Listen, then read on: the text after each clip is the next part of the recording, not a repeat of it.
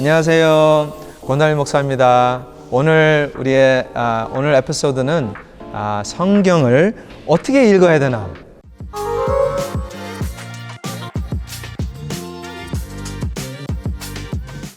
이제 팬데믹이 지나고 있잖아요.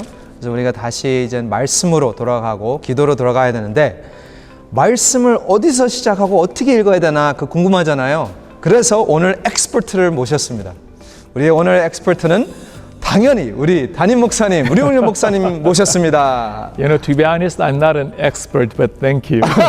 고마워요. 목사님 감사합니다. 와주셔서 감사합니다. 목사님 오늘 제목은 성경을 어떻게 읽어야 되는가 제목인데요. 네. 바로 Why should we read? 왜 성경을 읽어야 돼요? 하나님께서 우리에게 당신을 보여주시는 계시의 방법은 여러 가지가 있는데 그 가운데 구약 같은 경우는 하나님이 직접 나타나시기도 하고 천사들을 보내주시기도 하고 뭐 다른 자연 현상을 통해서도 다가오기도 하죠. 오늘날 하나님이 자신을 우리에게 가장 잘 보여주는 통로가 하나님의 말씀. 성경. 성경을 읽음으로 하나님을 더 깊이 알고 더 사랑하게 되고 더 친밀하게 교제하게 되고 그래 영혼의 양식이니까 매일 먹어야 되겠죠. Yes, I love that. It's a daily bread. 아멘. 목사님 성경을 읽으려면 어떤 준비물 또 준비를 해야지 성경을 읽게 돼요? 성경을 읽는 것도 중요하지만 바르게 깨달아야 되겠죠. 주의 영의 말씀은 영어로만 분별할 수 있기에 하나님 내 눈을 열어서 하나님의 말씀을 바르게 깨닫게 도와주세요. 기도가 필요하겠죠. 그 다음에 말씀을 읽더라도 자의적으로 자기가 원하는 대로 읽어서는 안 되겠죠. 하나님이 원하시는 말씀을 깨닫게 해주세요. 그 말은 하나님이 이 말씀을 통해 무엇이라고 말씀하시는지, 그러니까 이걸 좀 학문적으로 표현하면 저자가 무엇을 의도하는지, 그러니까 하나님이 무슨 말씀을 하려고 하는지를 깨닫기 위해서 기도하게 되고, 가장 중요한 것은 기도하는 마음으로 읽는 것. 그리고 왜 읽는가? 읽고 난 다음엔 예수님을 모르는 사람들은 예수님을 만나도록 해야 되겠고 믿는 사람들은 삶의 변화를 가져와야 되겠죠. 그래서 이 말씀으로 말미암아 내가 더 거룩한 삶, 하나님을 닮아가는 삶, 적용이라고 하죠, 그죠? 네. 적용하고자 하는 마음으로 읽어야 되겠죠. 네, 맞습니다. 그래서 준비할 때 기도, 네. 그리고 실천 적용하는 마음으로. 그리고 저는 거기 하나 더 하고 싶어요. 네. 목사님은 어떻게 생각하는지 모르지만 스케줄을 잡아야 된다. 네. What do you think, 목사님? 당연하죠. 우리가 밥도 하루에 3끼 먹듯이 목사님 몇 끼 드시나요? 저는 지금은 2끼 먹어요. 2끼, 와, that's good. 밥은 2끼 먹더라도 성경은 제대로 많이 읽으셔야 되겠습니다. 워낙 우리가 분주한 삶을 매일 보내다 보니까 가능하면 본인과 하나님의 만남의 시간을 따로 정해주는 것. 그 성경 읽기 시간도 중요하지만 더 근본적으로는 주님과 만남의 시간. 성경 읽기도 되고 기도하는 시간도 될 수 있겠고 아니면 조용히 주님과 대화하는 묵상의 시간도 당연히 따로 내는 게 제일 좋겠습니다. 네, 감사합니다. 그러면 성경을 읽기 시작하면 어디서부터 시작하는 게 제일 좋아요? 와, that's a good question. 사실 성경을 많이 읽는 사람들은 자기 방법이 다 있죠. 네. 창세기부터 읽는 사람도 있고 마태복음 읽는 사람이 있고 처음부터 쭉 읽는 사람도 있고 그런데 성경을 처음 읽는 사람에게 그러니까 성경을 잘 모르는 사람들이 읽기에 가장 좋은 책은 읽고 이해가 잘 돼야 돼요. 네. 예수님이 누구신지를 가장 잘 보여주는 것. 네. 마가복음이 그래도 짧기도 짧고 16장. 쉽게 잘 돼 있죠, 그죠? 누가복음도 마찬가지 역사가 잘 나타나 있으니까 요한복음은 우리 다른 공간복음 마태, 마가, 누가와는 좀 다르지만 굉장히 예수님이 누구신지를 하나님의 아들 예수님을 잘 보여주는 책입니다. 그래서 요한복음도 괜찮겠고 그러니까 사복음서를 시작하는 게 가장 좋을 수 있습니다. 그렇군요. 저도 마태복음으로 계속 시작했거든요. 그래요? 마태복음으로 시작해서 마태복음 끝나면 마태복음도 못 끝내요. 그러면 또 몇 달 뒤에 또 마태복음으로 또 시작해요. 그래도 목사님은 마태복음 그 족보는 넘어가시네. 많은 경우 족보에서 멈추는 때가 있는데. 그런 교인들 많을 거예요. 당연하죠. 마태복음 엄청 많이 읽었을 거예요. 당연하죠. 창세기 엄청 많이 읽었을 거예요. 네. 근데 레위기는 뭐 한 번도 못 들었어요. 그러니까 창세기 출애굽기까지 넘어가다가 출애굽 탈출을 했는데 레위기에서 탈출을 못해. 그러면 그럴 때의 모티베이션을 어떻게 또 가질까요? 그게 굉장히 중요한 질문인데 누구에게나 이 함정 같은 거 아닙니까, 그죠? 목회자들도 레위기를 읽다 보면 굉장히 힘들 때가 있어요. 그때 돌아갈 수 있는 길은 하나님이 주신 말씀이다. 그리고 한 절을 읽으면서 하나님이 무슨 말씀을 하시려고 하는가, 그러니까 하나님의 음성을 듣고자 하는 그 사랑하는 마음으로 읽게 되면, 목사님 아내를 사랑할 때 아내 좀 안 좋은 것들도 다 이쁘게 보이나요? 처음에는요. 처음에는 오케이. 그런 마음으로, 그러니까 하나님을 향한 초심이 있어야 된다니까. 예, 성경을 읽을 때도 매 순간 하나님을 사랑하는 마음으로, 그 마음이 레위기를 극복해 내더라고요. 족보 이름 계속 나오면 그 아무리 읽어도 외우지도 못하고 읽고 돌았으면 잊어버리고, 그런데도 족보 읽을 때마다 하나님이 한 사람 한 사람의 이름을 기록한 것은 그만큼 우리 같은 사람도 기억하시는구나. 권단열, 데니엘 쿠어는 쉽게 발음이 되잖아요. 저 이름 류, 응, 열. 제 학생들 예전에 류, 은열, 유, 홍열, 유, 홍열 A 학점 받기를 포기하는 사람이 많아요. 그런데 하나님께서 이런 이름도 다 기억하시는구나. 그리고 그런 어려운 구절이 나올 때마다 하나님이 이게 역사구나. 그렇지 않으면 그 지루한 얘기를 왜 놓겠어요? 사실 지루한 게 아니죠, 그죠? 생동감 있는 역동적인 말씀인데, 그래서 진짜 하나님이 역사를 기록해 주시는구나. 성경이 흥미를 위한 책이 아니고 진리를 담은 책이구나. 그러니까 이런 자세를 가지고 읽게 되면 한 말씀 한 말씀이 새롭게 다가오겠죠. 감사합니다. 아주 중요한 포인트, 많은 포인트를 말씀해 주셨는데요. 그 중에서는 제가 처음 이제 진짜 성경을 읽기 시작했을 때, 예수님 만나고 나서 처음 읽기 시작했을 때 예수님이 4번 오셨다고 생각했어요. 4번. 마태복음에, 마가복음에, 누가복음에, 요거 4번 왔다고 생각했어요. 제대로 읽으셨네요. 열심히 읽으셨네. 맞아요. 나중에 알고 보니까 그 한 이야기를 다른 관점에서. 맞아요. 그렇죠. 그러니까 그러면 성경을 우리가 이제 처음 읽는 사람이 이 성경을 chronological이라고 생각할 거예요. 근데 목사님, 우리 성경 읽을 때는 어떻게 어떻게 우리가 That's a good question. 맞습니다. 처음 읽는 사람뿐만 아니라 성경을 꽤 아는 사람들도 성경 전체가 chronologically, 연대기적으로 시간별로 되지 않을까 생각을 하는데, 시간별로 기록된 것들도 있어요. 그런가 하면 주로 공간복음 같은 경우는 주제별, 하나님께서 산상복음 같은 경우, 또 천국복음과 비유 같은 경우 다 묶어서 이렇게 나와 있죠, 그죠? 그래서 연대기로 주로 나오고는 있지만, 그런가 하면 주제별로 모든 걸 다 기록하지는 않았잖아요, 그죠?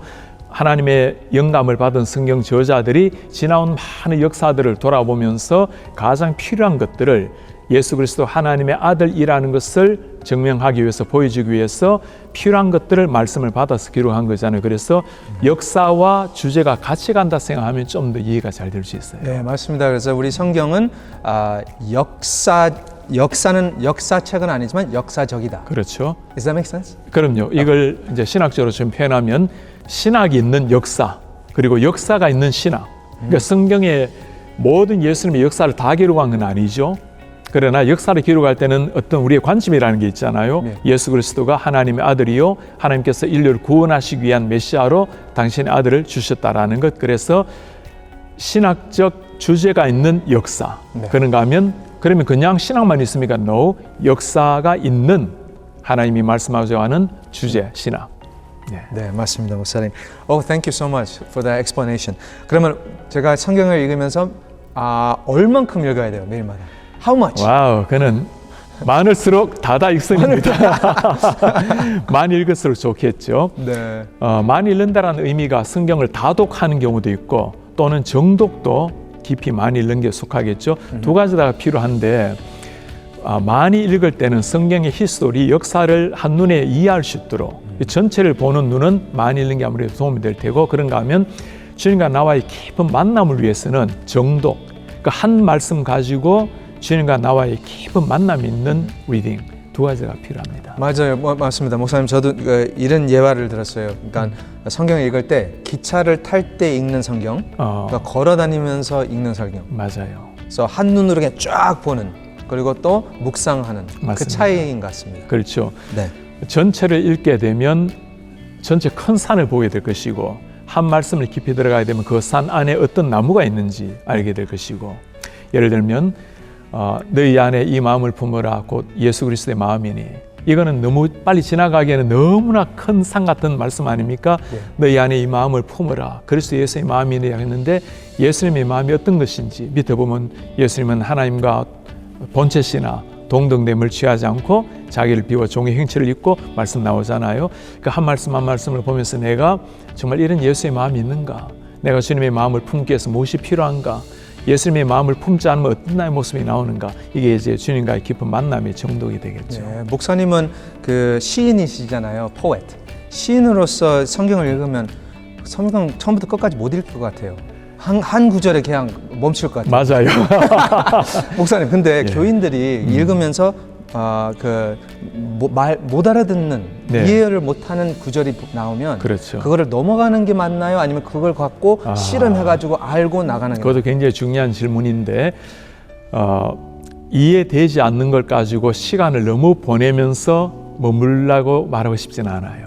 제일 좋은 것은 하나님의 말씀을 잘 풀이해 놓은 책도 많이 있고 요즘 인터넷 들어가면 설명도 잘 되어 있거든요. 아니면 우리 목회자들에게 도움을 구하는 것도 좋겠고 모르는 게 있을 때 너무 시간을 많이 보내지는 말라는 것, 그리고 도움을 충분히 구할 수 있으니까 도움을 구하시라는 것. 그래서 너무 간다라고 해버리면 그게 마음에 또 남아있기 때문에 해소는 해야 되는데 시간을 보내는 것보다는 방법 찾는 게 더 좋겠다 생각입니다. 네, 그리고 목사님 저 개인적인 저도 이제 성경을 읽으면서 느끼는 게 나중에 뭐 어떨 때는 1년 뒤에 또는 어떨 때는 일주일 뒤에 네. 그 말씀이 그렇죠. 깨달을 때가 있어요. 예, 아멘입니다. That's amazing. 이게 성도님들뿐만 아니라 목회자들도 때로는 잘못 깨달은 걸 교정할 때도 있고 때로는 이해는 되었는데 그 깊은 뜻을 깨닫지 못하고 하고 이제 나중에 깨달을 때가 있죠. 그래서 너무 풍성한 뜻을 다 모른다 해서 너무 스테이하지 말라는 것. 하나님께서 또 시간이 지남에 따라서 깨닫는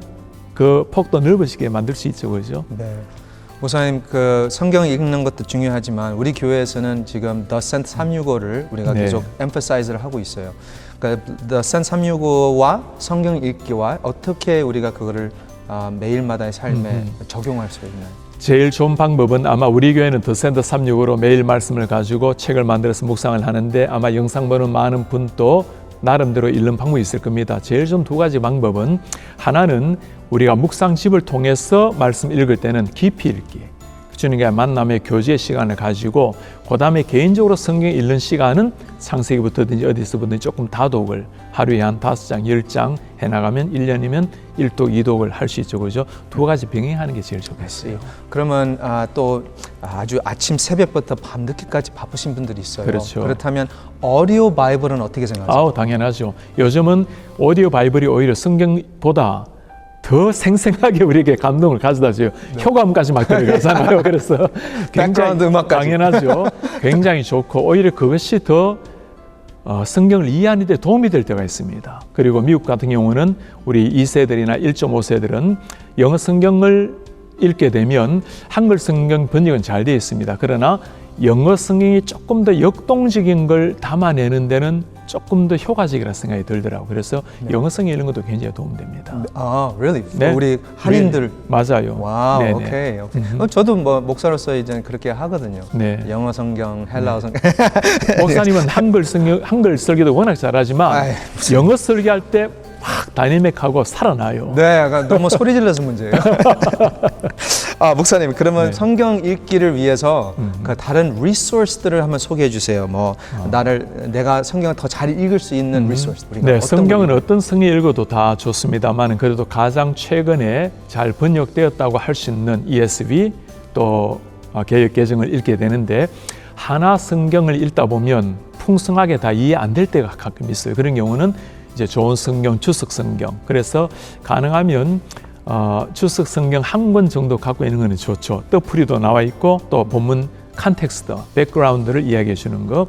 그 다음에 요즘은 인터넷에 들어가게 되면 뭐 예를 들어 마태복음 1장을 설명해 놓은 주석 같은 게 굉장히 잘 되어 있습니다. 그래서 빨리 읽을 때는 그냥 읽더라도 말씀을 깊이 읽을 때는 그런 주석 성경 또 인터넷 들어가서 좋은 설명이 되는 성경 그런 것들을 병행해서 읽으면 풍부하게 읽을 수 있겠어요. 네, 목사님들도 다 설교 준비할 때 다 그렇게 하는 거예요. 그럼요. 그렇게 해요.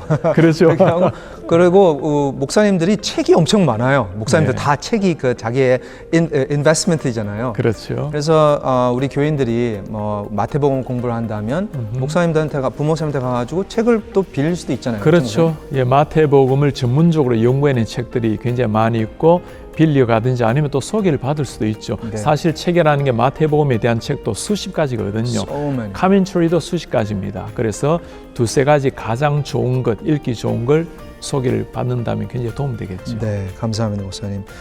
그리고 이거는 조금 성경에서 조금 벗어나간 질문인데 네. 경건한 책들, 네. devotional book들은 네. 목사님, what do you think? 사실 교회를 열심히 다니지만 성경 일독도 못한 분들도 있어요? 아마 꽤 많을 겁니다. 당연히 성경을 제일 우선으로 읽어야 되겠지만 네. 성경을 읽는데 도움이 되는 책들도 꽤 많이 있습니다. 그리고 그리스도인으로 살아가야 되는 것을 보여주는 이런 경건서적도 굉장히 많죠. 그죠? 제가 예전에 예수님을 처음 믿고 막 열심히 낼 때 많이 읽었던 책은 찰스 엘던의 예수라면 어떻게 할 것인가? What would Jesus do? Yes. 네, 그리고 오스왈드 스미트의 구령의 열정, 또 하나님이 쓰시는 사람, 이런 책들이 한번 읽고 나면 정말 내가 어떻게 살아야 되는지를 보여주는 참 좋은 책들이었거든요. 조금 더 성경을 깊이 읽기 위해서 도움이 된다면 요한 칼빈의 기독교 강요 같은 책, 그거는 1판, 2판, 3판, 4판, 5판까지 있는데 초판은 짧게 돼 있거든요. 그런 것들이 굉장히 도움이 되고, 좀 더 성경을 조직신학적으로 전체 뼈대를 좀 보기를 원하면 좋은 책 중에 루이스 벌코프라는 조직신학자가 쓴 기독교 교리 요약책이 있습니다. 아주 짧은 책인데 그런 것들은 좀 체계적으로 읽기 위해서 굉장히 도움됩니다. 네, 저도 다 신학교 때 다 읽은 그렇죠, 책들인데요. 맞아요. 진짜 그 성경을 읽기를 위한 그런 책들을 읽으면 좋은 서플리멘트가 될 것 같습니다. 오늘 우리가 성경을 어떻게 읽어야 되나 아주 다양한 질문을 통해서 목사님께서 잘 답을 해주셔서 감사합니다.